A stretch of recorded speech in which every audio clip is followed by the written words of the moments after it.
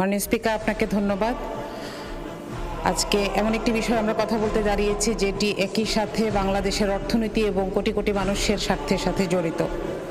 ইসলামী bank বাংলাদেশে একটি আস্থার প্রতীক।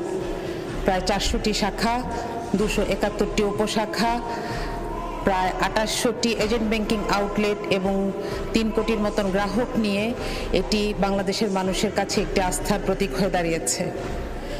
আমরা দেখেছি এর আগের দিনগুলোতে সর্বাধিক সংখ্যক প্রবাসী অ্যাকাউন্টের মাধ্যমে 9 বার সর্বাধিক রেমিটেন্স সংগ্রহকারী ব্যাংক হিসেবে স্বীকৃতি লাভ করেছে। আমরা দেখেছি বিগত ফ্যাসিস্ট সরকার কিভাবে এই ব্যাংকটিকে অবৈধভাবে দখল করে নিয়েছে এবং এমন একটি গ্রুপের মাধ্যমে দখল করে নিয়েছে যারা মোট খেলাপি ঋণের অর্ধেকের বেশি এই ব্যাংক থেকে তুলে নিয়েছিল। আমরা আশা করেছিলাম নির্বাচিত সরকার আসার পরে এই অবস্থার পরিবর্তন ঘটবে। আমরা দেখেছি নির্বাচিত সরকার আসার পরে এমন একজন ব্যক্তিকে দায়িত্ব দেওয়া হলো যিনি জুলাই আন্দোলনের পরে বাংলাদেশ ব্যাংকের গভর্নর থেকে জনতার আকাঙ্ক্ষার কারণে অপসারিত হয়েছেন। আমরা জানি না এর পেছনের কারণ কি, বরং তার একজন পরিবারের সদস্য, তার স্ত্রীর 3 কোটি টাকা ঋণ খেলাপি।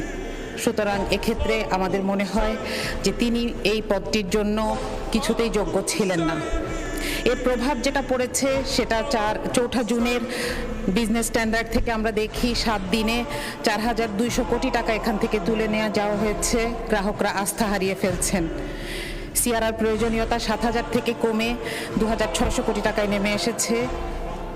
এই বিপুল ঐশ্বর্যময় ব্যাংকটি অবশেষে বাংলাদেশ ব্যাংকের কাছে 10,000 কোটি টাকার তারল্য সাহায্য প্রার্থনা করেছে, যেটি একই সাথে দেশের অর্থনীতির এবং ব্যাংকের জন্য চরম অবমাননাকর।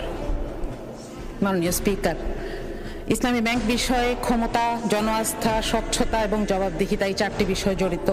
সুতরাং দেশের অর্থনীতি এবং কোটি কোটি আমানতদারের স্বার্থে এই ধরনের অযাচিত হস্তক্ষেপ সামগ্রিক আর্থিক অবস্থায় প্রভাব ফেলতে পারে। এমত অবস্থায় আমরা 2টি বিষয়ে জোর দিতে চাই। এক, এই বাংলাদেশ ব্যাংকের এই সাবেক গভর্নরের প্রতি সরকারের এই পক্ষপাতিত্বের আমরা কারণ জানতে চাই। 2, বাংলাদেশ ব্যাংকের তদারকি কাঠামো, প্রাতিষ্ঠানিক স্বাধীনতা এবং সংসদীয় জবাবদিহিতার মধ্যে ভারসাম্যতা আনা জরুরি। মাননীয় স্পিকার, আমি সবশেষে বলতে চাই, ইসলামী ব্যাংক কেবল একটি আর্থিক প্রতিষ্ঠান নয়, এটি একটি ইকোসিস্টেম। সুতরাং এটিকে ক্ষতিগ্রস্ত করলে সারা দেশ ক্ষতিগ্রস্ত হওয়ার সম্ভাবনা থেকে যায়। মাননীয় স্পিকার, আপনাকে ধন্যবাদ। পরবর্তী বক্তা